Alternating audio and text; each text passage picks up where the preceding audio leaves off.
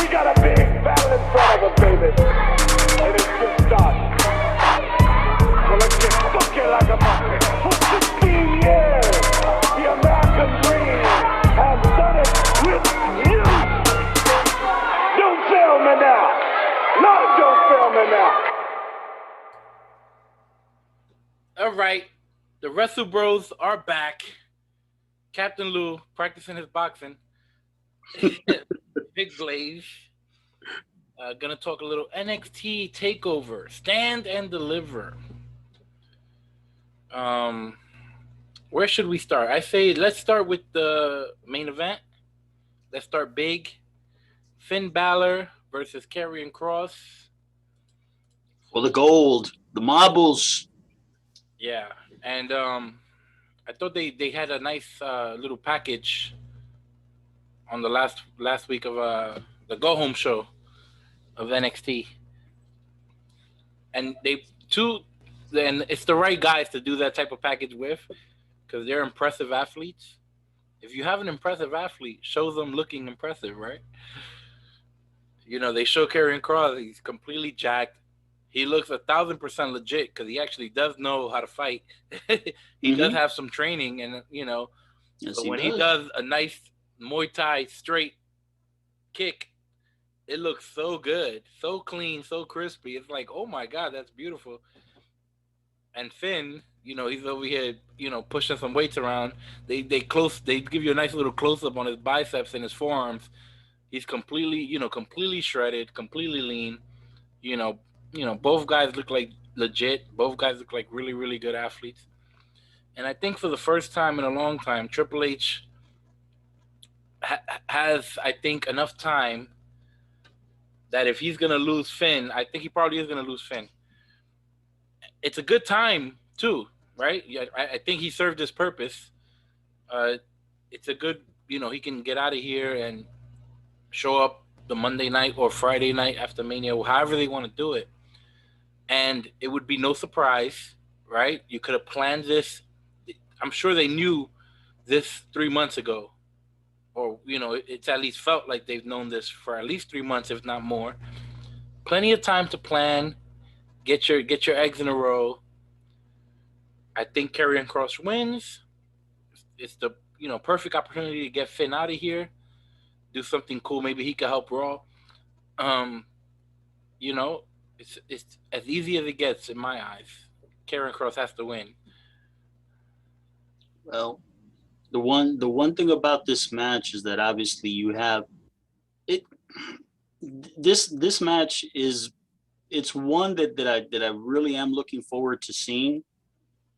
I think that realistically what's happened with Karrion Kross is I don't know if he's a heel or a babyface. And this dates back to the work that he was doing with Legado del Fantasma, probably dating back maybe a month or so ago at this point. Which that night was a fun match, but it made no sense because Karrion Kross is supposed to be a heel. But for the purposes of this match, I agree with you. It's time for Balor to go. Balor has done a fantastic job in NXT. He's been rehabbed. I don't think there's anything more for him to do in NXT. Job well done. It's time to pass the baton on, and it's time to move on. Now for Karrion Kross, this is going to be the opportunity for Kross to be able to carry the title, which he didn't get a chance to when he won it for the first time last summer because he got injured in the match against Keith Lee. And with all due respect to Keith Lee, because I'm a big fan of his, but I thought the match that he and Karrion Kross had was okay. I wasn't a big fan of it, for my flavor. And unfortunately, after Kross got injured, it was like Karrion Kross proved that he's a badass by being able to finish the last 3 or 4 minutes of the match with a dislocated shoulder. I think this matchup with Balor is going to be really, really fun to watch. And I think that it's going to be a match. Balor doesn't need any more solidifying within the NXT brand. Like, he really doesn't. His baseline is excellent, is his baseline. So he doesn't have bad matches with anybody. I think that for Karrion Kross, this is going to be the opportunity for him to be able to win. I honestly think that this match is going to actually solidify Karrion Kross as a babyface. I think that everything that Finn Balor has been cutting in his promos, basically looking at Balor and saying, "You look like a champion," putting him over in every single way. But in the end, he's kind of he's kind of giving him the little dig, saying, "I don't think you have it," quote unquote. When the money's on the line, you're not going to come through. I think ultimately Karrion Kross does come through, and he's gonna be a babyface at the end of this. Balor will shake his hand. Balor will go away. Karrion Kross will then be the NXT champion and will be a full-blown babyface at the end of it. I don't see how Karrion Kross finishes this as a heel. But I'm excited to see what happens in this bout. I really am. Very much so. Well, I hope they have some new contenders if he's going to be babyface, because I can't even think of a heel opponent that makes sense. I guess Adam Cole, and then after that, it's like. Well, I mean, they're going to be people. I mean, listen, you're gonna have to go through some of the, some motions. Obviously, you're going to look at, in the future, it's going to be LA Knight. Probably in the interim, you'll see the Johnny Garganos of the world. You might see Santos Escobar. In the interim, I think that probably the matchup that I would probably be the most interested to see is actually see exactly Walter. Thank you. You took the words right out of my mouth. Exactly. The only problem with Volta, the mighty Volta, is that we don't know how much he wants to work in America. It's like he shows up 3 times a year, which is still cool. Make it cool. Worth the man's while to do it. Because listen, Volta is an artiste. I don't think he cares about money so much. I think he cares about wrestling. In all due respect, Walter's fantastic. I mean, there's literally nothing that man does that I don't enjoy. Maybe, there are levels to the enjoyment, but he's a fun watch for me. It's a fun watch always. And I think that with a guy like Walter, it makes more sense for him, even if he doesn't do this permanently. Maybe he does it, let's say, for the rest of this calendar year. Stay in the United States and work full time. And for the WWE, 1 year, Volta. Make it baby. 1 year, Volta. Make it worth his while. Run, baby. And the thing about it is that to see him versus Karrion Kross, that may be a clash of styles. Maybe. It's better when it's a clash of styles. But many people in NXT work the same, man. Well, but what I mean by a clash of styles meaning is that, guys can have different styles, but still be able to make it look good at the end. Walter has shown that he can do it with, guys much smaller than him. It's very rare, because in NXT UK, it's very rare that Walter gets to work against guys that are anywhere near his relative size. Karrion Kross is relative to Walter. They're about the same size, even though Walter's bigger, but it's much closer. I'm looking forward to that match in the future. But again, Walter is a pure heel. So this is where, again, if and when Karrion Kross becomes the NXT champion, I believe that he will be a babyface. And again, all those names that I threw at you, those are going to be names that they're going to put up against him in the interim, because you got to be able to put obstacles in front of him. But ultimately, I think that what we're going to be looking at is Karrion Kross versus Walter sometime this summer. I think that that's realistically when we can expect it, sometime this summer. Yeah, I think it's also a good time to bring some people down, because looking at the roster, it's a little weak in the main event. Maybe it might. I don't know what they want to do with Velveteen Dream. Might be. I don't know. I haven't heard nothing from him in a long time. He's still on the roster. They were using him. Maybe they got scared of using him, but when they need him right now, in my opinion. It's weird to me. I don't. It would be nice to have him. Do I think they need him? I wouldn't go that far. It'd be nice to have him. Well, no one needs anyone, but they're weak in the main event if Finn Balor is gone. They're incredibly weak in the main event. Of course, if O'Reilly's going to be pushed to the main event now, that'll be cool. That's a new main event player. That's exciting. you're always gonna have an Adam Cole, and you're always gonna have a Gargano and a Ciampa. And But in terms of LA Knight will get there very quickly if they do the right. yeah, well, I mean, it got off to a rocky start. I'll tell you that. But I don't disagree. I don't disagree. You're I absolutely mean, but right. if it's the typical WWE booking that we're gonna bury him now because we're gonna give him a monster push, it might be that thinking, which they've done countless times. That makes absolutely no sense. That can only work. It's so rare that it can only work with certain people. Not when you're trying to establish a new character. I honestly don't think I don't think it should ever be done unless you're doing it on purpose as part of a storyline, like they did with MVP years ago when they had him lose like 20 weeks in a row, and then when he got that one win against the Big Show because Triple H helped him, then after that MVP won for 10 weeks straight. Yeah. But so LA Knight only had that's what I'm talking about. It was only one loss, but it was like his first big match. It's like everyone is looking for him to, Listen, we'll get to LA Knight a little later on. I mean, I'm sure he'll be fine, but I think that he rebounded very well this past week. But we'll get to that later on. I do want to see some fresh faces. If they have any guys, I've seen some impressive specimen walking into that damn NXT Performance Center, so they might want to get them ready. I'll tell you what, they'll be. Steiner's kid. Have you seen this guy? I'm sorry, who? Rick Steiner's kid. I have not, but I've heard nothing. Please Google this guy.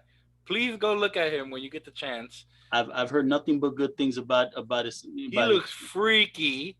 He is jacked.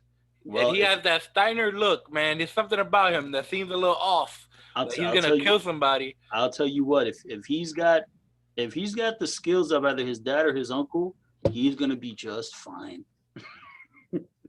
I'm sure he's got the athleticism and he's got some nice size. He's gonna walk into the Performance Center completely jacked. He's only gonna get more jacked. Woo! I hope he's good, man. I hope he's good. I can't wait to see what he does. Probably start him in an attack team with another. Do the little offshoot of the Steiners again. Anyway, let's move on. How about we do? All right, you got Ember Moon and Shotzi Blackheart versus The Way.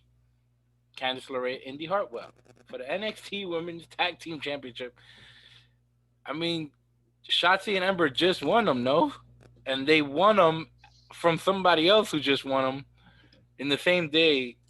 I don't know how much I want to be flipping these titles back and forth when you're trying to establish them. I mean, I would just have the baby faces go over. It's as simple as that.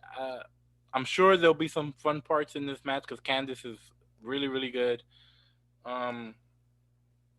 Yeah, I mean, I don't expect too much. It should be solid. They're going to have time, right? It's 5 matches each night, so they should have time to work like always at TakeOver. You got between 15 and 25 minutes to work. Plenty of time. Baby faces should go over for me. No reason to start switching this title back and forth and being annoying with it. I would just keep it simple here. No, it's again, we're 2 for 2 here. I mean, listen, the reality is that this match is there. Really what you're trying to do is, you're trying to feature the titles and you want to feature the champions. In this particular case, Shotzi Blackheart and Ember Moon, again, they just won the titles. It can't be no more than 3 weeks ago that they won the titles. So realistically, are they going to lose this match? No, highly unlikely. Indy Hartwell is a young very impressive young talent on the NXT roster, but she's got a ways to go. And Candice LeRae, yes, she's been around for a long time, but in reality, the tag team, the unit of The Way, I don't see that lasting much longer, to be honest with you. I think there's more money in Candice and Indy Hartwell separate at the moment. I think that The Way is something that could have been better if it wasn't so comedic. I think that they wanted to make Indy Hartwell and Austin Theory look like comedy characters, and I don't. I know that Austin Theory's doing this offshoot thing with Dexter Lumis, and I think that Indy Hartwell is going to be going in somewhat of a similar direction. So honestly, I think that, the champions go over. Realistically, the team that I see taking the titles off of not Indy Hartwell, Shotzi Blackheart and Ember Moon is going to be the team of Xia Li and Karen Q in the gimmick that she's playing right now. I think ultimately that's going to be the team that's going to take the belts off of them. We're going to have to wait towards that, but I don't think the champions are losing here at this event. No way. All right, let's keep it with the ladies. Io Shirai, Raquel González. Look, to me, Io has been real flat for a long time too. I love Io, but she really hasn't really had any notable opponents or anybody that has been exciting for me for a long time, or anything I really cared about. Raquel put in the work. She got in shape. She evolved and got better in the ring, and she's had some really good matches out of nowhere, it felt like, so her growth is there. To me, she's the most exciting person or female on the roster. I'm done with Io. I love Io, but we've had enough. I'm ready for something new, something fresh. But the good thing about Io is that she brings a nice dynamic and can have great matches. So this match should actually be really good, and it's going to be a little bit of a coming out party for Raquel. Can you get it done? They've already made the decision. I'm sure, to me, they're putting the belt on her. The decision is made. So the pressure is on her now to just deliver, stand and deliver. Roll credits. Well, I will say this.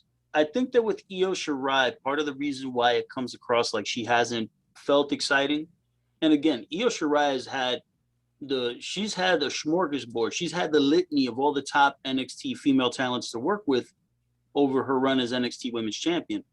I think the issue that has become is that with Io Shirai, it almost seems like in every moment that she's defended the title, you always believe that somebody can beat her, and she's never had this. NXT, they want to give this aura of invincibility to Io Shirai, but when you actually watch the matches, the how can I say this? The PR part against the actual what you see in the ring in the matches don't add up. Io Shirai has been winning matches, and it almost looks like in some instances it looks like she escaped. Because the opponent gave her a run for her money. Do I think that she's going to get past Raquel González? The answer is no. I think that Io Shirai has had a good run with the title. And again, it's like I feel bad saying this, but even though Io Shirai was the champion, at no moment was she ever the top woman on the NXT women's roster, especially when Rhea Ripley was there. Once Rhea Ripley left, and obviously she takes over the mantle, but it's not like you're looking at it like, oh, she's the top woman, and you acknowledge it as such. You just acknowledge it because she's the champion and she gets the most time with the feature matches. But Raquel González has been on the come up for the better part of the last year plus. Again, when she was paired with Dakota Kai, it was meant when Dakota Kai became a heel to kind of have muscle to back her up. And then ultimately what ended up happening is Raquel kept growing and growing and growing, got herself in shape, got much better in the ring. Her promos are good. Everything about her now is like she's the star of the duo, and now they're splitting them up, and she's going to be the NXT Women's Champion after that match is over. Part of me thinks that Io Shirai is going to stay on the NXT roster for the next little while, but her days are being numbered, because I think now with Io Shirai, it may be time to transition her, up to Raw or SmackDown. It's not going to be immediate, but it will happen. It will happen very soon. All right. Leon Ruff versus Swerve Scott versus Bronson Reed versus Cameron Grimes versus Dexter Lumis versus LA Knight. 6-man gauntlet eliminator. Hold on. You got this all wrong. LA Knight. Yeah. You gotta do it right, bro. I don't care enough about this name to waste. Come on now. Yeah, it's my stupid. energy. Listen, it's stupid, but you just do it. It's stupid. I know. It's not. I wish he could just be Eli Drake, but it is what it is, right? It is what it is, Well, hypothetically, let's say LA Knight wins this gauntlet, which I don't think he is, even though he could, but he would be facing I don't see anybody else beating him, though. I really don't. Not at that group. A babyface can show up and ruin it for him. But, you know, looking at everybody else in the match, I kind of don't want to see anybody else face Gargano either. So the only other babyface is Leon Ruff and Bronson Reed. I definitely don't want to see Leon Ruff in that role. So Bronson Reed could be in that role. Seen it. Bronson's already beaten LA Knight. I'm going to assume it's LA Knight, then this is his coming out party, and he's going to face Gargano, which is, if you want to have a good match in the NXT world, it's probably the best person to have a match with. So I'm assuming LA Knight's going to win, then he'll go on to face Gargano, but is he going to beat Gargano and win the title? See, what do they think about LA Knight? You know, that Bronson Reed loss really messes with me. Maybe Bronson Reed's going to win and beat Gargano. And then LA Knight will go after Bronson Reed and get it back. Well, my thing with here is that, listen, you look at Isaiah Swerve Scott, he ain't winning. Leon Ruff's not winning. Bronson Reed, maybe. Dexter Lumis, no. LA Knight, he's the guy that I would pick. Who's the sixth guy? Because I kind of had a little brain fart there. I got five. Who's the sixth? Bronson Reed, Cameron Grimes. Cameron Grimes. Listen, Cameron Grimes is stuck in, 1988, being the $1 Million Man, Ted DiBiase. He's trying to update that gimmick. And I'm like, nah, I'm good. I like Cameron Grimes' work in the ring. I really like him, but no. It's either going to be LA Knight or Bronson Reed. Do I think that LA Knight should win? The answer is yes. However, the issue is that LA Knight is a heel, Johnny Gargano's a heel, so there's no real excitement in terms of seeing a heel versus heel match for the North American title. So this is the caveat where I would say that Bronson Reed would win the match. And if Bronson Reed is going to win, then he has to beat Gargano. Because at this point now, if you're going to you cannot semi-pull the trigger with this guy at this point. Johnny Gargano, he's a made man in the NXT realm. He can lose every match from here until the day he retires, and he'll be all right. I think a guy like Bronson Reed, if he's going to win, he has to win everything. Win the Battle Royal, or win the Gauntlet match, win the North American title, and then you can give him a story with LA Knight, because obviously since he beat LA Knight, and then LA Knight said, not only did you beat me in this match, and of course he's a heel, he's gonna talk smack and lie about why he lost that match, and then he'll talk smack if Bronson Reed, he'll say, oh, you cheated when you threw me out, blah blah blah. He'll make up some nonsense, but ultimately, then that's the story that we're going to get. But if we're going to see more of Bronson Reed versus LA Knight, then it makes sense to do it with the North American title on the line, because at that point now you got a trinket, you got something of interest. It'll elevate Bronson Reed. And then ultimately, when he loses to LA Knight, then he's gonna then get his, I don't want to say his elevation. Again, this is what we talked about in the last video. As much as I like Bronson Reed, I do, but LA Knight is more marketable than he is. So at some point, LA Knight is going to be the North American champion, and at some point, LA Knight's going to be competing and probably winning the NXT championship if he sticks around long enough. So as much as I want to pick LA Knight to win this match, I got to lean towards Bronson Reed.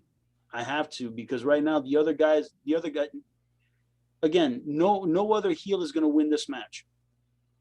And none of the babyfaces. I mean, we've already seen Dexter Lumis. We've already seen Leon Ruff. So they're kind of in the match. We're like, all right, great.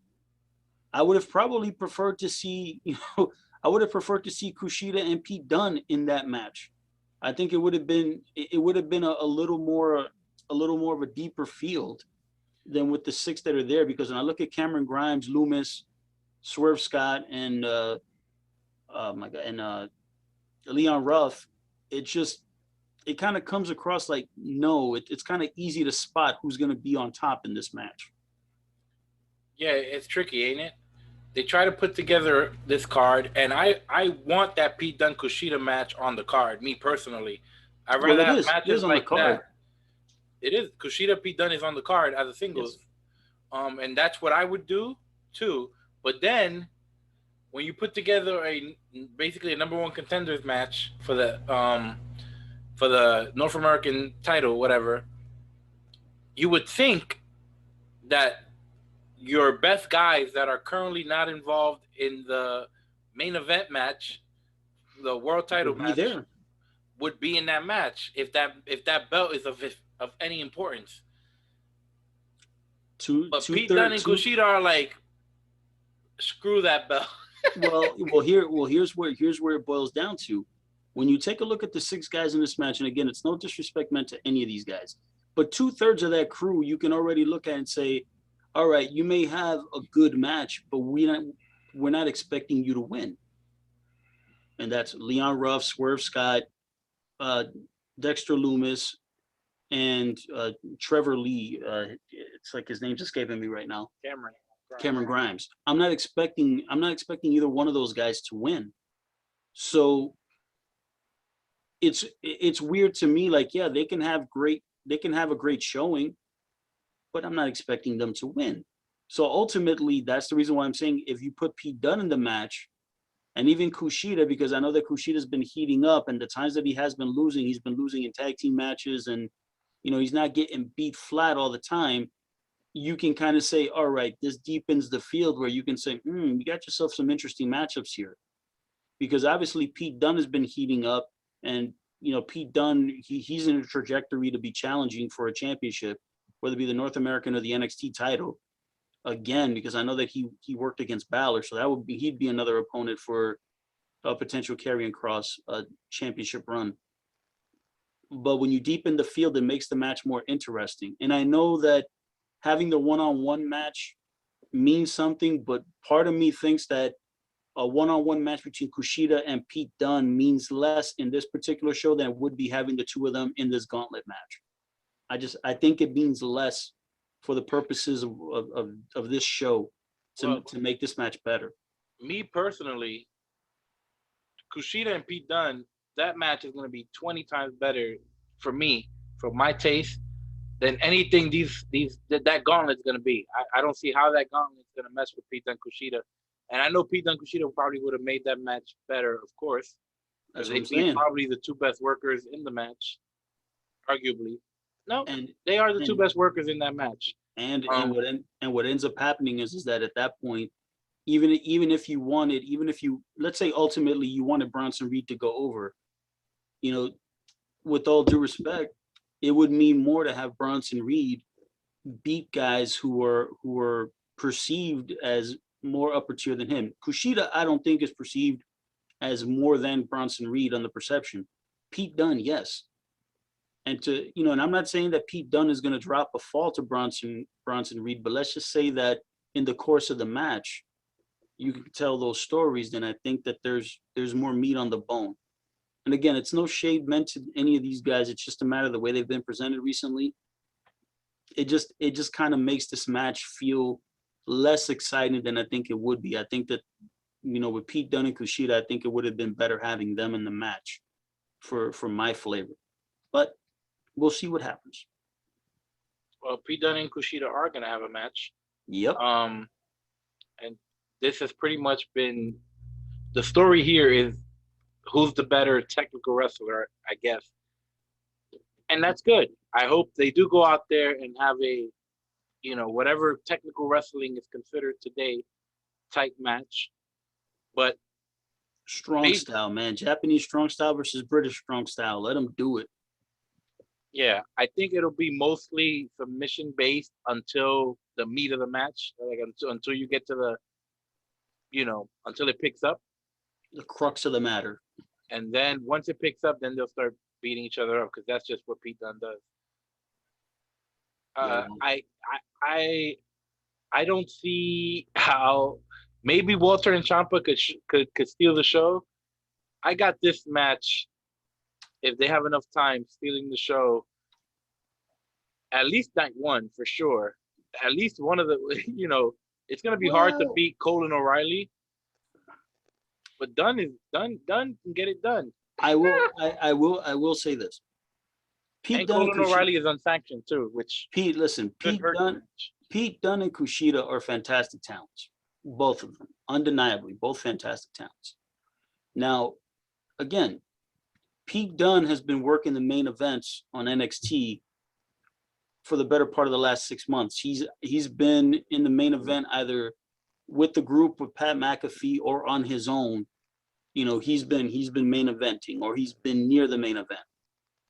I think that this match is going to be a match that is going to showcase both talents. It's going to make them both look good, but in the end, Pete Dunne goes over, and he beats Kushida. No, none of this he got lucky nonsense. He beats Kushida. With all due respect, Kushida is a fantastic talent. Nothing but love for him. But at the end of the day, Pete Dunne is going to be the guy that's going to be working the main events well before Kushida does. So it is what it is. He's going over. Pete Dunne is. Yeah, I think Pete Dunne's going over too. MSK versus Grizzled Young Vets versus Legado de Fantasma. Triple threat. NXT. For the vacated NXT tag titles. For the vacated, yes. Because one of these guys are hurt, right? Yeah, Birch. Birch got hurt. Right? Separated shoulder. He's going to be out for the next several months. All right. Get well soon, brother. I imagine that they're going to go with MSK here. I think so too. They're the hot new team, exciting. I think it's a good way to get them going. See, it's weird for me because I don't, as much as it makes sense, right? It makes sense for MSK to win. Part of me thinks that the team that should win is the Grizzled Young Veterans. Only because I don't think MSK has been around nearly long enough. If you put the titles on them now, my fear is that if you put the titles on MSK at this point, there hasn't been enough of a story told to make MSK, more solidified babyface champion. I honestly think that it may work best to have the Grizzled Young Veterans steal one and steal this match. Basically have MSK in the driver's seat ready to win, and then the Grizzled Young Veterans snatch it from them. And the reality is that that's going to be something that could be a little more interesting, because the Grizzled Young Veterans at this point as heels could be able to cut much better promos. And again, I like MSK. They're good talents. I'm not a big fan of, all the high flying stuff that they do, and it's a lot of indie-rific stuff that they do. I'm not a fan, but at the same time, again, if they're the only ones doing it, then that's totally cool. I can get it. If they're going to be the high flyers, that's cool. But I think that they're still a little too lighthearted type stuff. And I think that realistically, in order to make a story that would make me care, I think that they need another obstacle thrown at them. Ultimately, they will be the champions, but I don't think they should be right now. I would say give it to the Grizzled Young Veterans, because they can cut better promos, because Legado de Fantasma, or Mendoza and Wild, are very, very good wrestlers, both of them, and they're a good team. The problem is that I don't think that they're over enough as a team to be able to stand alone without Santos Escobar. They're cutting the promos for them. And I don't think I think that would not make them good champions at the moment, because they can't really speak for themselves. And I think that's where the Grizzled Young Veterans get the edge. And I think that honestly, they should win the titles. I guess let's get Legado de Fantasma manager, please. Well, hey, listen, boys, go call Thea Trinidad. Ask her to come back. That's what I was thinking too. call Thea Trinidad. Have her come back. Let her reprise Zelina Vega. Because in all honesty, there are a lot of talents that would truly benefit. She really is she's like the perfect valet manager. She gets it. Yes, she's gorgeous, and yes, she's a wrestler, but again, I don't I don't care to watch her wrestle ever. I think she's so great as a manager and a valet that I don't ever need to see her wrestle again because she's so good in that role. All right. Santos Escobar will be going against Jordan Devlin, who are both the cruiserweight champion. They're doing the Shawn Michaels Shawn Razor ladder match gimmick. They're doing it. Title, and they told a little story, and Shawn came out and just put the ladder in between them, kind of giving you the little inside reference there. If you know, you know. The HBK dust, brother. There's only one way to settle this. I have no idea. I guess Santos is gonna win, right? Just based on how much he's used on television, I just feel. No. Devlin's really good, but I don't know. I'll tell you why I think that Devlin wins. The reality is that Santos Escobar is a fantastic talent, but he's not a cruiserweight. And with all due respect, I think that him being the cruiserweight champion is actually an anchor to him. It actually anchors him down in a way that is actually disadvantageous to him. Yeah, that cruiserweight title is not a good thing. Well, no. Well, here's the thing. When you look at Santos Escobar is not a cruiserweight. He is not under 205 pounds. He's 215, 220 easily. No one's going to convince me any different. He is not a cruiserweight. He's just not. Jordan Devlin is fantastic. It's just a matter that, again, for the people that watch NXT UK, you've been able to see him, and he is great. I mean, he's a protege of Finn Balor's, and you can tell in the way that he works, because he kind of looks like Finn Balor, a younger version of Balor. He doesn't work similarly to Balor because Devlin is more of a ground and pound kind of guy, even though he can do the high flying stuff. But I think that in this match, this is going to be Jordan Devlin's coming out party. I think that Devlin is a fantastic talent, and those people who do know about him would be able to vouch for that. And I think that for the U.S. audience, this is going to be a tremendous opportunity for them to be able to see Jordan Devlin and to be able to experience him and sample him. And also for Devlin, I think really needs to win this match because, again, Devlin feels like he's been wronged. And in all honesty, he's right.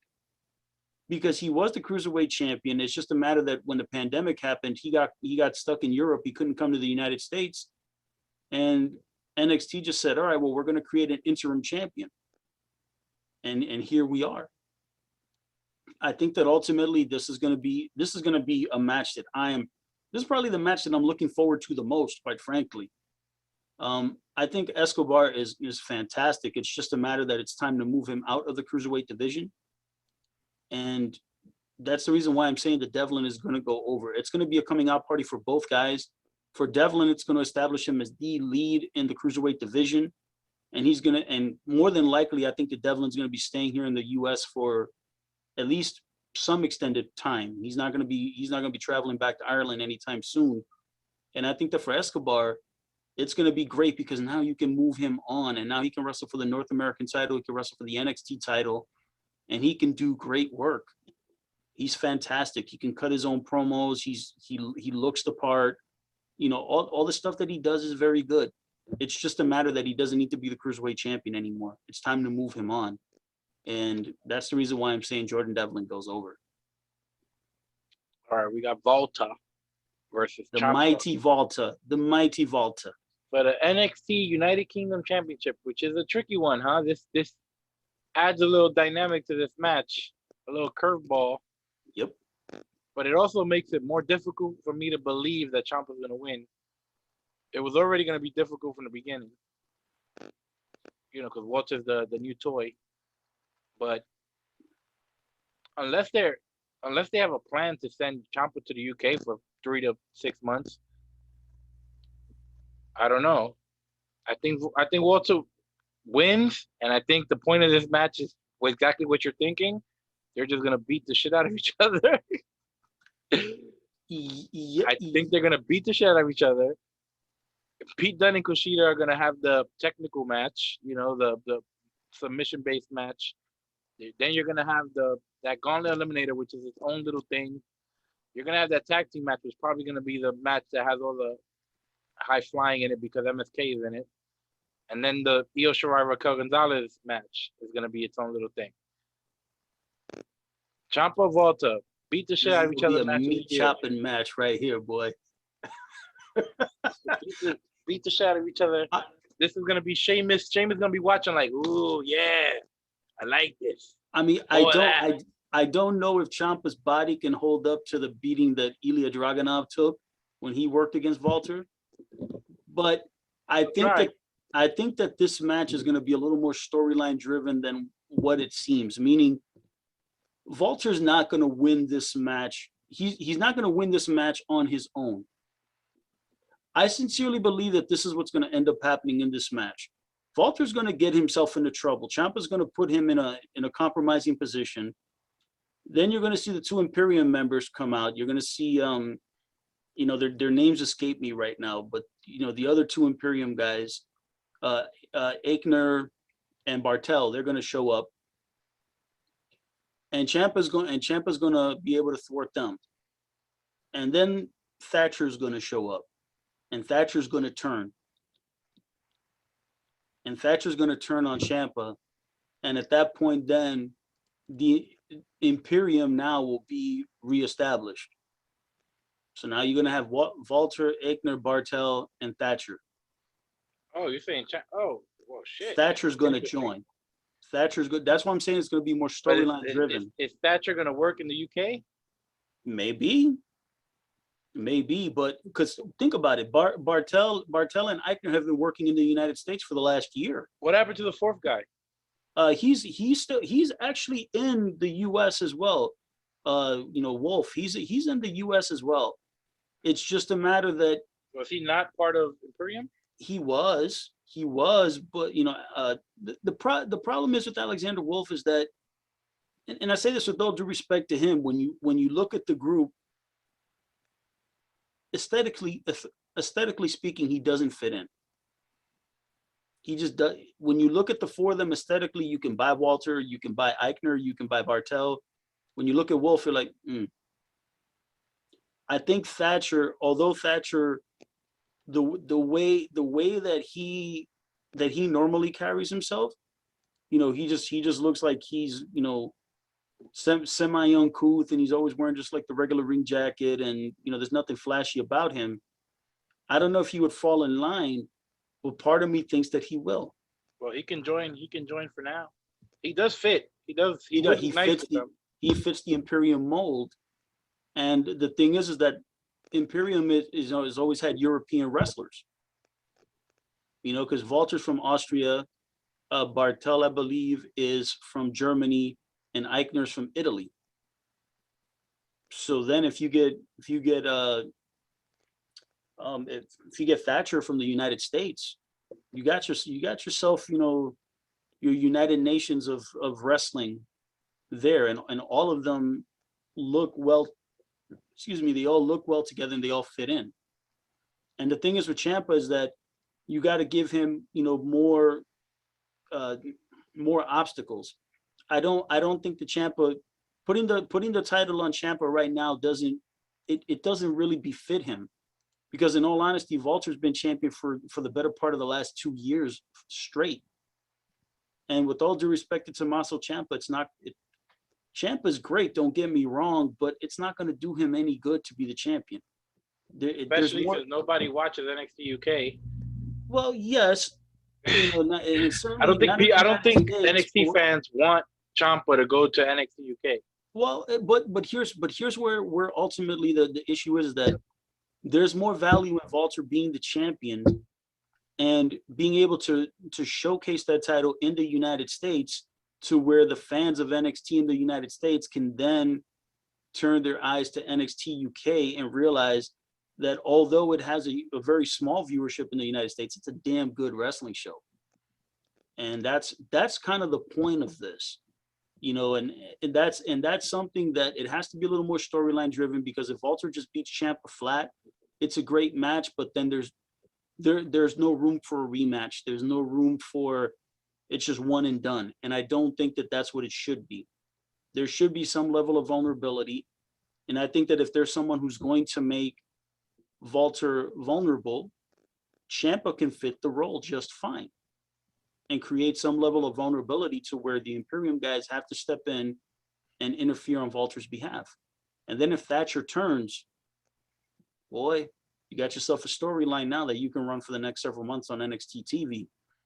And, you know, Ciampa could just be the guy coming in from underneath, and then he can do that whole, the black heart gimmick and all that stuff that he does, and just get deeper and deeper and deeper into that persona, into the darker part of Ciampa's persona. He could still be a babyface, but now he's got a direct targeted focus. And, you know, you put Imperium in the main event at that point, because now Eichner and Bartel can be featured much better in main event positions, even if they're getting their asses whipped by Ciampa. It's not burying them because it's in an upper tier position. And then if in the end, if let's say that, you know, Thatcher versus Ciampa is a grudge match, and let's just say that somebody's a champion, let's just say that Thatcher wins, you know, the North American title or something of that nature, then, you know, you got a trinket to put in front. So there's a lot of good things that you can do in that story, but it can't just be like a one and done type of thing, because then it's like, great match, but where do we go from here? Yeah. I think after these 2 nights, they should definitely look at the main roster, see if there's anyone that's not being used, even if it's one person that can come down, you know, maybe add some excitement. Who would you put? The first person I'd have show up immediately is Dijakovic or Dijak. What is he going by? What was the last thing? What was his last name before he turned into? Oh, I was gonna say, what's his last name? T-Bar. Before he turned into T-Bar, what was he going? Dominic Dijakovic. Dijakovic, yeah. I think he's one that needs to show up immediately.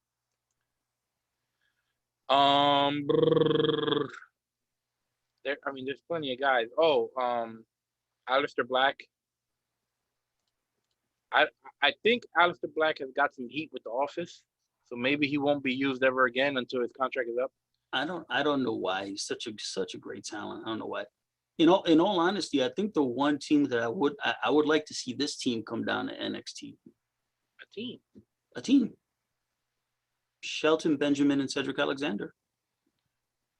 Can we not? It's not time. It's not time for them yet. Can we not even talk about? I know. It's so stupid. I know. We're not going to get into that now, but it's just so damn stupid. It drives me crazy. How do you break up the best damn faction they have? The only faction that they have. It's so good. It's so entertaining, and they screw it up. But also, what do you get out of it? Cedric is not a main event guy. Shelton's not a main event guy. They are no threat to Lashley, so you can't do a storyline where they're going after Lashley. You're breaking them up. Why? It's the plan to turn. Literally, there's no scenario where it makes sense breaking them up. I think the only it's weird to me. I don't. It's incredibly premature for them to break these guys up. Now, MVP has done a fantastic job of saying, hey, the Hurt business hasn't been split up where we're accepting new applications. What does this mean? I have a feeling that we're going to get 2 new members of the Hurt business. It's going to be Keith Lee and Naomi. That's who I think it's going to be. Because I think that, in all honesty, Keith Lee makes sense. Have you seen anything about Naomi's character that would tell you that? No, but I the reason why I say this is only because I think that it's going to be very similar. It's going to be very similar to what MVP did with Cedric Alexander. When Cedric Alexander was a white meat babyface, and it was weeks and weeks and weeks and weeks. Now, I get it that with Naomi and Lana, they're a tag team. I believe they're on SmackDown. I don't think they're on Raw. So it at some point, some kind of a roster change would have to be necessitated to move them over. They don't care about that, bro. Don't worry about that. Yeah, I guess, but I'm just saying that they would need to be featured on Raw a little more in order to make this plausible. I think for Naomi can show up randomly next to the Her Business, and honestly, nobody will bat an eye. Nobody would bat an eye. They're so used to these rules that are put in place, not really sticking to them. You know. Well, No I one mean, sticks to the brand. I'm trying to apply a little bit of logic, but I understand where you're don't coming use logic when it comes to people going from brand to brand. Don't worry about it. Anybody could show up anywhere, and that's fine. That helps your story. I mean, even if, let's just say, for example, if they wanted to repackage Mia Yim and acknowledge that she and Keith Lee are engaged on TV and acknowledge that and have them together as part of the Hurt Business, I think that would be awesome too. I mean, you can add them, but Shelton and Cedric, they need to be part of the Hurt Business. If this is a punishment, I don't listen. I don't disagree. Yeah. I am. When I saw this, I was literally screaming, why?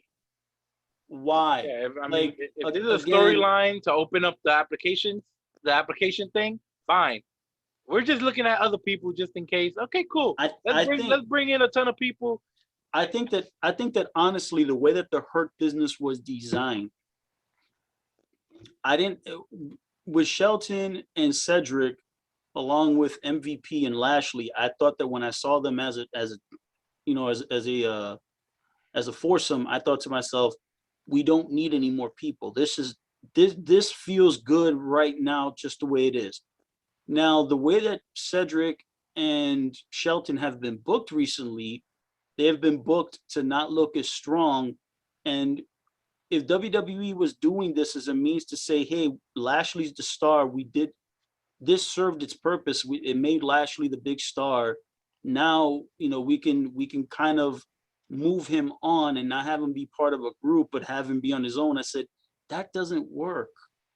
Because in all honesty, if you're going to do it, you have to elevate, or you have to elevate Shelton and Cedric to a point where they're either a threat to Lashley, or in the booking thought process of this, they already have their replacements in line, so that Shelton and Cedric can then, they're not going to fight against Lashley, but they'll fight against whoever the people are that MVP and Lashley have chosen to be their replacements.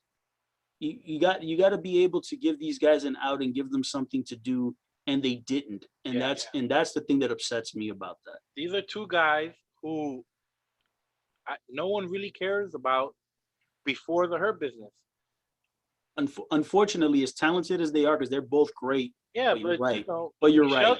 Shelton is, I don't know how many years in. It feels like 18. Shelton 20. is 20 years in without breaking a sweat, man. Yeah, and Shelton to me does not right now. This version of Shelton is not a main event guy.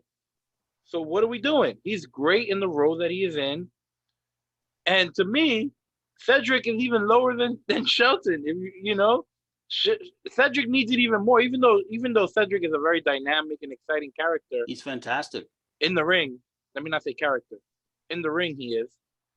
But if you started stacking up names and you go, okay, where if I book them perfectly, where can I get? There's about, you can Cedric probably name 2 or 3 dozen guys.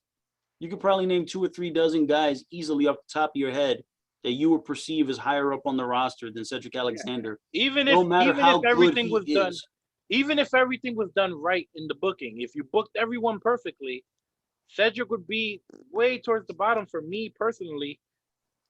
I mean, I'm gonna look at whatever Ricochet's doing, and then I'll put Cedric 2 or 3 notches lower than that. That's how I would book Cedric. But anyway, let's move on. Yeah, we're gonna move on. But yeah, that was just. But yeah, if they want to, that'd be a good place to put them. I mean, because what are you gonna do with them? It's like whatever. Okay, all right. Main event time. Our main event, but probably the co-main event of night 2. Adam Cole, Kyle O'Reilly, in an unsanctioned match, which of course this is gonna have the most, emotion. Hopefully, this will be the most storyline-driven match. This will have probably the rest of the Undisputed Era get involved, or 1 or 2 members. I don't know if Fish. I don't know what's going on with him. I feel like I haven't seen him in a while. This should also be a really good match. I have seen them live against each other at Final Battle 2016 in the Hammerstein Ballroom. This was a long time ago. They should be a lot better now. And NXT doesn't have the same restrictions as the main roster, so they're going to be pretty much allowed to go out there and tear the house down. So I expect them to tear the house down. Now, when you do unsanctioned, to me, in NXT, I'd rather see straight up matches. But it's Adam Cole, it's O'Reilly. I think O'Reilly's going to win. This is what should push Kyle O'Reilly into the main event. Adam Cole's going to do his job and get Kyle O'Reilly over. Even if Adam Cole wins, I feel like it'll still get Kyle O'Reilly over. But I think Kyle O'Reilly should win because they've invested so much time. This is actually a long storyline, which is rare in NXT. This has been teased at. For how long has this been teased? I'm time. I'm not going to say. Listen, I'm not going to say that it's the rare long story. It's a matter that these guys have had so much history because they've been together from day one on NXT that you have a lot. There's so much. There's just so much to to dig up in this bout. Well, what I mean by long, it's a long-term story is that they teased it 6 months ago, if not. I mean, I know they kind of couldn't do it, right? Did somebody get injured? No, What happened? O'Reilly got hurt when he wrestled Balor the first time. That's when Balor broke his jaw, and O'Reilly took that kidney shot that put him down. Maybe Balor getting hurt kind of messed up the whole scene. They had to slow it down. They had to move some pieces around. Yeah. And they kind of probably had to put that O'Reilly story on hold. But we've been talking about O'Reilly versus Cole for a long time. So they teased it. They showed us that this might happen. Then they planted all the seeds. They executed the story. And now here is the payoff. Correct. It's Adam Cole on a takeover. It's going to be, pretty good to great. I expect it to be great. I have, the expectations are very high for this match. I'm not going to say it should be the best match because, like I said, when it's unsanctioned, it's a little harder for me. Like, I prefer, all right, maybe when I'm watching, if it's a great unsanctioned match that I'm watching, and I'm like, okay, I'm enjoying it, and I'm having a good time, and I'm yelling and screaming, but I'll never watch it again. Something about when I'm looking at, sometimes I go to wrestlers and I go, what are Triple H's best matches, right? And I'll go look online and I'll look at any list and I'll skip every cage match, every Hell in a Cell, and I want to see pure wrestling. I want to see a good one-on-one contest. I want to see that story in the middle of the ring. And NXT, that's what they're good at, right? So, the regular one-on-one match is kind of their specialty. But it's Adam Cole. It's the right type of feud. These guys have. It's like you stabbed me in the back, bro, and we're supposed to be brothers. Well, the one thing about this bout is I'm totally fine with it being an unsanctioned match, only because again, there's a difference when people do unsanctioned bouts with talents that are either not established, not over, or a story that the story doesn't merit the match. That particular match is not merited at that particular point of said story. With these two guys, they have been on NXT together since day one. Because when they showed up and they laid out Drew McIntyre back in 2017, I think. When McIntyre won the NXT title, I believe he beat Andrade or he beat Bobby Roode. Please forgive me, I'm not exactly sure, but when McIntyre won the NXT title, you saw the Ring of Honor contention showed up and laid him out, and you saw Fish, O'Reilly, and Cole, and I was like, oh wow, WWE just grabbed all the dudes from Ring of Honor and just said, come on over, boys. And when the Undisputed Era was born, they were great as a trio. And then when they got Roddy Strong in and made it a foursome, fantastic. Perfect. It was the modern day Four Horsemen. All they needed was a JJ Dillon type, and they were great. You know, they didn't need it because, you know, Cole was such a fantastic promo that there's no need for a mouthpiece. This match is going to be the coming out party again with O'Reilly. Listen, we all know that Kyle O'Reilly is fantastic. We know that. And we all know that Adam Cole is fantastic. The issue here is that Adam Cole cannot win this match. Because again, although O'Reilly has had several matches where he's looked like $1 million main event singles matches, he hasn't won. He always falls in second place. Always the bridesmaid. Correct. Correct. And at this particular in this particular moment, he has to go over. Again, Adam Cole has so much equity in NXT. And it feels messed up to say this because I know that the Undisputed Era as a unit are so great, but when you look at it, the person that had the most equity was Adam Cole, because Adam Cole was the star of the group. I think he was the only one with true equity. Correct. The group has equity. The group has equity, but the individual that had the truest individual equity was Adam Cole. Yeah. And the thing about it is that when O'Reilly started, you know, there was a push with O'Reilly, and I know that we discussed when O'Reilly had the match with Finn Balor several months back, and the first thing that I said was, it's not going to be an issue of O'Reilly winning because I knew that he wouldn't. It had nothing to do with him winning the match because he wasn't going to. It was a matter if he goes out there and gives a, you know, I hate using this term, if he goes out there and puts up a 5-star performance, and he has a 5-star match with Balor, which you couldn't have gotten a better partner at that particular moment to have that match with, then you solidified Kyle O'Reilly as a potential main event single star on the NXT brand. And the thing is, he established that. He had a fantastic match with Balor, which I expected. And he lost, which I expected.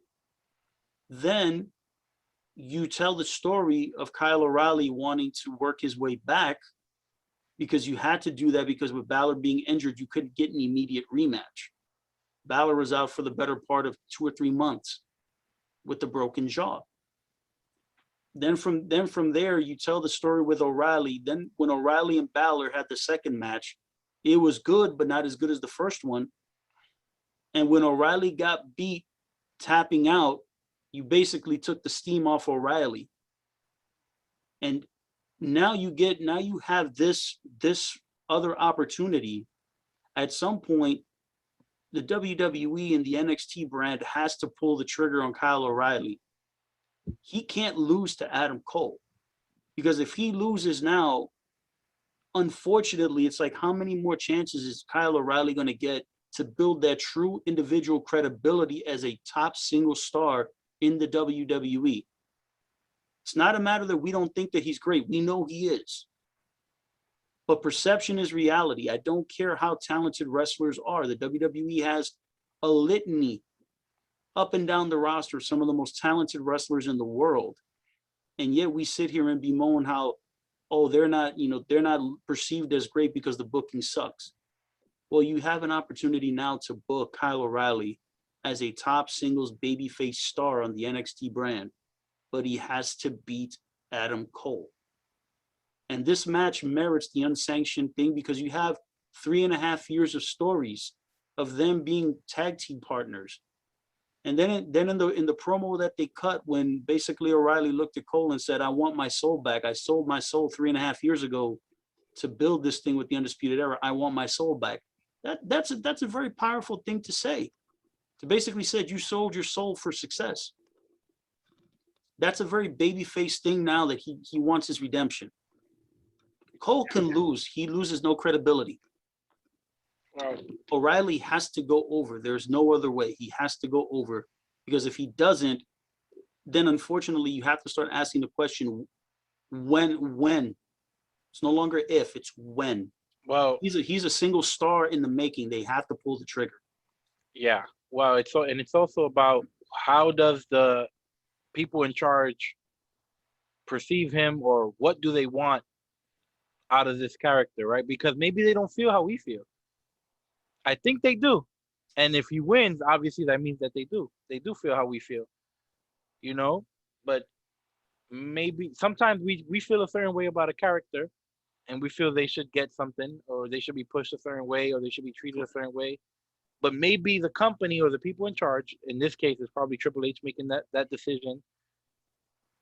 If he doesn't see Kyle O'Reilly as an equal to Adam Cole, then maybe he's just there to get Adam Cole another win, a nice story. Adam Cole likes telling nice stories. It would be a nice story, but it's still wrestling. It's still, a story that's being told. And in that stories are kind of better when at the end of the story the good guy wins. And I do think that eventually the good guy needs to win. Who's the hero in this picture? Yeah. It's O'Reilly. So I think they do think that O'Reilly is good enough. I do think they see something in him. And I think this is the moment of the story where he has to win. If you see him that way. Now, if you see him as a guy who teases and is in and out of the main event, and you can plug him in when you need him, a more utility guy, you put him where you need him, that's fine too. If that's how you feel, it's your show. But to me, based on what I've seen, not anything I've seen from him really in NXT, but what I've seen from him in more Ring of Honor, where he was a top guy and he was asked to deliver, and they had a lot of talented people when he was there. But he did, when he was given the ball, he did a great job. He knocked it out of the park. He came across as a top guy. And if you can get over one place, you can get over every other place, in my opinion. You can get over once, you can get over again. I think it's Adam Cole needs to help. And he's the perfect guy to do it. In NXT, he's the perfect guy. Listen, I'm of the ilk with a guy like O'Reilly, and again, O'Reilly and Cole, and a lot of the talent that has come through NXT and are on the main roster today. A lot of those guys came from Ring of Honor, and again, they're all fantastic talents. But it always comes down to with Ring of Honor. And again, this goes to just about any other promotion outside of the WWE. The audiences are always smaller. Ring of Honor in particular, Ring of Honor is very much, it shouldn't be this way, but for a long time, it always felt like it was a members only type promotion. Because the people who love Ring of Honor, the fans who love Ring of Honor, it's a very small audience, extremely loyal, and they're very resistant. At the time, they were very resistant to any kind of change for expansion's purposes, meaning not necessarily changing the style, but trying to make Ring of Honor a little more inclusive, to bring more people in, to expand the company, make it bigger, and have more visibility. So in that vein, Cole, O'Reilly, Fish, Roddy Strong, and the list goes on and on and on. Kevin Owens, Sami Zayn, this just Cesaro, like bunch of dudes that are in the WWE today came from Ring of Honor.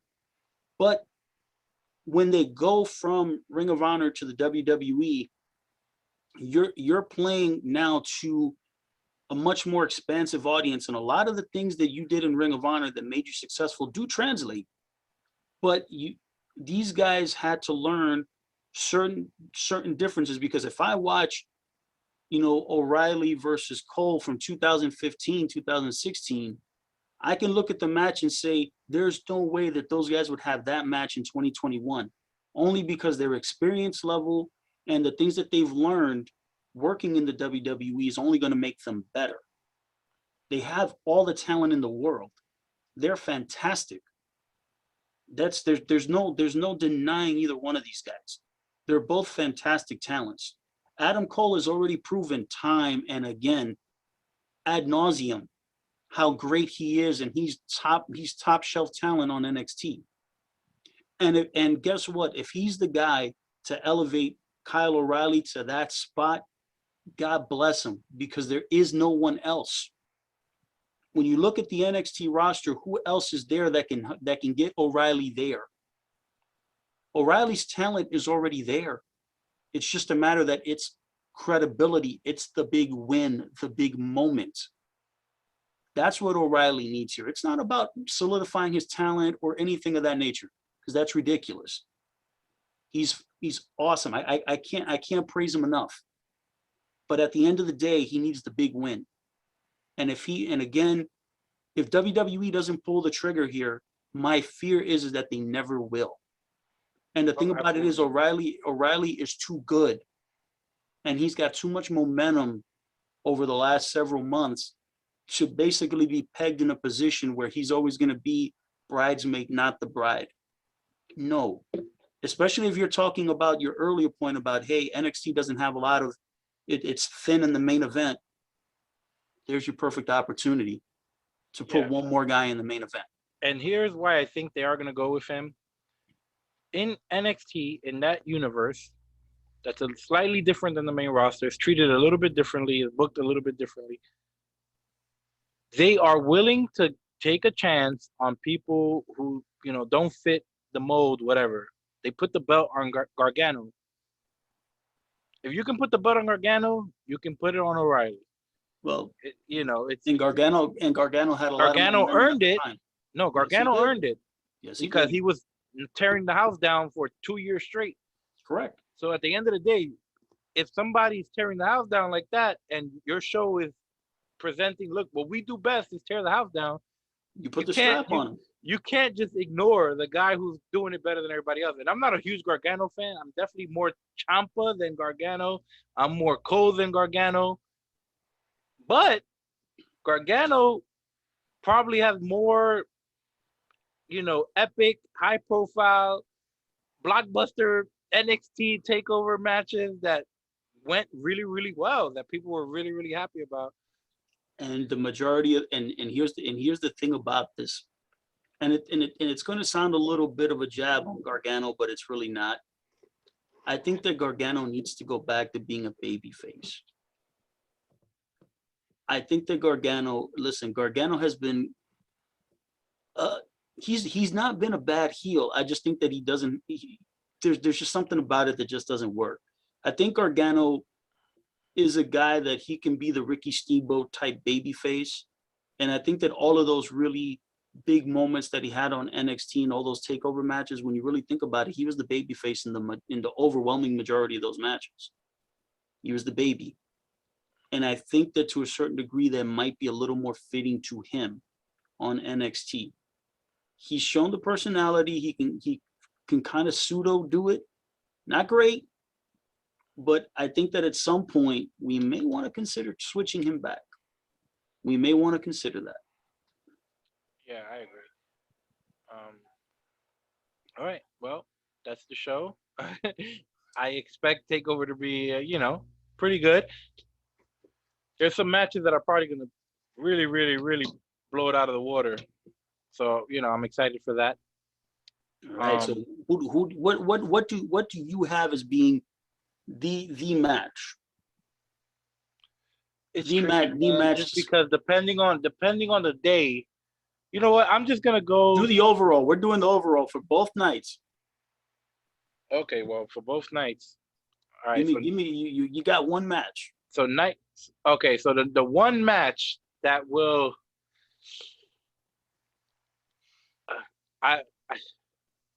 I'm gonna go Cole O'Reilly. I think this is the match. Way to go for the obvious pick there, pal. To me, it's not obvious because, like I said, it's unsanctioned, and I would rather. I do me personally prefer matches that are more in that Pete Dunne Kushida realm. Like I do, like Pete Dunne is probably my favorite worker out of everybody here. or his body of work in NXT is my favorite body of work out of everybody else's. But I find it hard to believe that anybody's going to be able to beat Cole when Cole has the best story going in. I'm sure he's going to be given unlimited time. There's no rules, so he can do whatever the hell he wants. It's on Peacock, so there's no commercials, no nothing. Yeah, no commercials. So also, it's the one match that should be able to bring a tear to my eye, right? Because it's two brothers. And if you could bring a tear to my eye, you automatically win. Because that's another level of storytelling right there. So yeah, listen. I think they're gonna do it. I got faith in Cole. I think they're gonna do it. I think they're gonna do it. All right. I think the match that I think is gonna steal the show. I'm still gonna go with the ladder match, man. Devlin against Santos Escobar. I'm going with that one. I think for me, like, listen, all the matches. I mean, with Cole and O'Reilly, I expect that match to be fantastic. I mean, there's no ifs, ands, or buts. But it's baseline. It's what you're expecting. I think that with Santos Escobar and Jordan Devlin, you're talking about two guys who. It's weird. I don't want to say this because it's going to sound like I'm being disrespectful, but I mean this in the most respectful way. I think that they're slightly overlooked in the grand scheme of things. When you think of NXT, those names are not the names that pop up in your head. Well, I don't think Jordan Devlin, but I will say that the few times that I've seen him work, like you said, he is similar to Bálor, but slightly different. But he does have some of those elements. Also, it's a whole different move set. But if he takes Bálor's kind of the structure or the style, but with his own flavor and his own moves, because Bálor stuff, maybe not so much in NXT, but Bálor stuff gets very repetitive. It's like the same moves, So if he's doing a Finn Balor type match with all new moves that people are not used to seeing, because they're not used to seeing Jordan Devlin, that should add a very nice level of excitement. Also, I know they're going to keep it very traditional. They're going to really try to pay homage to Shawn Michaels, Razor Ramon. Well, I think that's the story. They're going to go for a lot of elements there. And the one thing to look at is when you take a look at both of these guys, obviously you look at Santos Escobar, and he comes from the world of lucha libre. So although his gimmick is he wants to be the anti lucha libre, he wants to be, he wants to, quote unquote, elevate lucha libre to another level. But I think that storyline is not going to be the emphasis of this match. It's going to be a matter of showing some of the traditional lucha stuff, some of the traditional European style. If there is a quote unquote traditional Irish style of wrestling, you'll see that in Devlin. I think that this match, for my flavor, I think is going to be the match that's going to steal the show, only because I think it's a sleeper match. People may not be looking at it as these guys are not considered the top flight stars. And I think that by the end of it, both of them will be. They're both going to get elevated.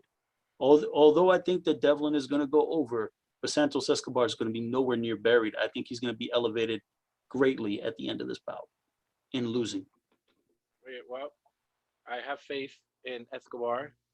He's King Cuerno. Yes, when I was watching Lucha Underground, he was my favorite guy. Believe it or not, I really liked his look. I really liked the dive he does. He does a suicide dive, but he does it faster than anyone I've ever seen. He looks like he could kill you with that. Yes, it's like literally a missile, and it's straight. His body's straight. It looks crazy. And the thing is that he's not using his hands. He kind of hits you with his head. Although he's using his hands, to push it looks off like a little bit, it looks like a missile. And when he connects, does it at his best, when he's at his best with that damn dive, woo! It is one of the best suicide dives that you're gonna see. I don't think you should be doing the suicide dive if you're either not the best, like he's probably the best at it, or if you can add a variation to it, like Joe has a dive with an elbow, a forearm, I should say, Yeah. or if you're gonna do 3 of them in a row, like whatever, it has to be something different. Because if you're doing a dive and it looks like crap, it's like, bro, take that one out of your arsenal. Do a drop kick, do something else, do a springboard, do anything else, because there's 20,000 people doing that move better than you. So, yeah, but I in all honesty, I think that's going to be the match that's going to surprise a lot of people. I think, notwithstanding the name of the show, because I don't really love the tagline of Stand and Deliver, but I think that the card as a whole is actually pretty good. As a whole, I think it's pretty good. Let's see what happens with the execution of said. Well, what I like about the potential of the card is that you have, with NXT, the reason takeovers are so good is because, let's be honest, they only put their top 10 people on the cards. They don't take risks. They're like, look, you're not getting on the card, which was good. No, they only put the top storylines with the well, top at least back in the performers. day, I know they've been a little bit more. They've been adding more people, or they kept losing people, so they kind of forced to add people who probably not ready. You gotta get creative. Yeah, so but at least in its prime, when takeovers were just nonstop, great, it was literally you had to be a top 10 performer, or depending how many people they needed for the show on the roster. Yeah, but you had to basically be a top 10 performer on the entire roster. In terms of in-ring work rate, even if your character was good, you might not make it, on the show. If you couldn't deliver a potential, awesome, lights out, insane Correct. match that was going to get everybody super hyped. So they do, right now they're forced, they have 10 matches. They're forced to use almost everyone. Is it 10 or 11? I thought it was 11 matches. As of right now, I have 10, but who knows? There's probably more. There's probably some pre-show stuff. I don't know if the pre-show stuff has been announced. I have 10 right now, but who knows? They're probably going to add more stuff. There might be some surprises. Who knows? We'll see. I do like that there is a lot of coming out parties, which is rare at TakeOver. Okay, this is the coming out party for this character. This is the coming out party for that character. This is when this character moves on to the main event. This is, there's a lot of things in place. Yep. Raquel González, Kyle O'Reilly. There's a lot of people, or like you said, Jordan Devlin maybe. If he has an amazing performance. Yep. There's a lot of stuff there where people can leave that show and be way bigger stars. So maybe that main event scene might be thicker after this show, right? So, if we get a surprise here and there, maybe a new face, and then some of these guys get over big time, we get some directions based on what happens in these matches. I mean, so that's exciting. There's gonna be good stuff happening. I mean, I know that there's gonna be new talent coming into NXT. I believe that Taya Valkyrie is going to be set to debut soon after WrestleMania. I think her name's going to be Frankie because Frankie Monet is going to be her name. Chelsea Green will probably be making her way back. I don't know if she's going to go back to NXT or if she's going to be working, the SmackDown brand again. But there's anywhere. How about that? Yeah, or anywhere, exactly. But I think that there are a lot of positives moving with NXT. Now, again, the build-up to this seemed a little hit or miss. More misses than hits as far as I'm concerned in terms of the build-up. I think that ultimately when you look at the card, you're like, okay, this has a lot of potential to be at the end when we talk about, Thursday morning, when or Friday morning, when all of this is all said and done, we're like, wow, we got some excitement going here with NXT to where you can't wait until Tuesday, April 13th, when they make the move to Tuesday nights and they're standing alone. Let's see what happens then. So again, it's going to be exciting. There's a lot of potential here, and a lot of there's a lot riding on this for NXT because obviously now they're going to be some people who are going to move on from NXT. They're going to be other people who I believe will be elevated. But now knowing that they're going to be moving to Tuesday nights and they're no longer going to be, head to head with AEW, I think that it's going to be a challenge to see how both companies, or not both companies, but both programs, come out of the gate. I think that sometimes people can get excited when you have both programs competing against each other, but now that they're standing alone, it's a matter of you got to keep momentum building. You got to really, be on top of your game every single week, because if either show gets stale or boring, because again, NXT has been quite stale and boring for the last period. And I'm like, okay, if you're standing alone on Tuesday nights, it could be very simple to be a skippable show, versus if you have going up against AEW, it might be the matter of switching back and forth. And even if you don't necessarily like the show, but you might be switching back between the two. But if it becomes an issue of one show or the other, or both, being flat, stale, whatever term you want to use, it could be harmful to to that program's bottom line. So I think that for NXT, this takeover is very, very important for them as they springboard on to a new night, and possibly have a quote unquote relaunch. It's not really a relaunch, but you kind of shuffle the deck and hopefully get new players and new storylines and new things developing for the brand moving forward, and hopefully it could be something exciting that viewers will want to tune into. Yeah, definitely. After every takeover, especially one with 10 matches, there should be a huge shuffling of the deck, especially when you have, I mean, I don't know how it works with contracts or whatever, but you have so much talent that's not being used within the company.